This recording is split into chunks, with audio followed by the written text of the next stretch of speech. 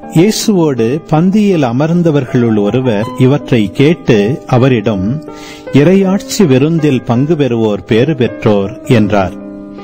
இயேசு அவரிடம் கூறியது, ஒருவர் பெரிய விருந்து ஒன்றை ஏற்பாடு செய்து பலரை அழைத்தார்.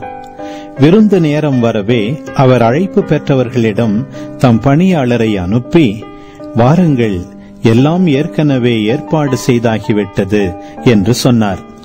அவர்கள் எல்லாரும் ஒருவர் பின் ஒருவராய் சாக்கு போக்கு சொல்லத் தொடங்கினர். முதலில் ஒருவர், வயல் ஒன்று வாங்கியிருக்கிறேன், அதை நான் கட்டாயம் போய் பார்க்க வேண்டும், என்னை மன்னிக்க வேண்டுகிறேன் என்றார். நான் 5 ஏர்மாடுகள் வாங்கியிருக்கிறேன், அவற்றை ஓட்டி பார்க்க போகிறேன், என்னை மன்னிக்க வேண்டுகிறேன் என்றார் வேறொருவர்.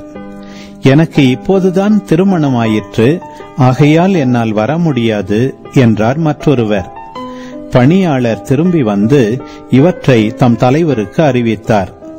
வீட்டு உரிமையாளர் சினமுற்று தம் பணியாளரிடம், நீர் நகரின் வீதிகளுக்கும் சந்துகளுக்கும் விரைந்து சென்று ஏழையர், உடல் ஊனமுற்றோர், பார்வையற்றோர், கால் ஊனமுற்றோர் ஆகியோரை இங்கே கூட்டி வாரும் என்றார்.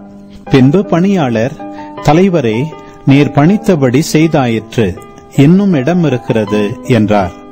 தலைவர் தம் பணியாளரை நோக்கி, நீர் வழியோரங்களிலும் நடைபாதைகளிலும் போய் எனது வீடு நிரம்பும் அளவுக்கு மக்களை வற்புறுத்தி கூட்டி வாரும். அழைக்க பெற்றவர்களுள் எவரும் என்னுடைய விருந்தை சுவைக்கப் போவதில்லை என உமக்கு சொல்கிறேன் என்றார்.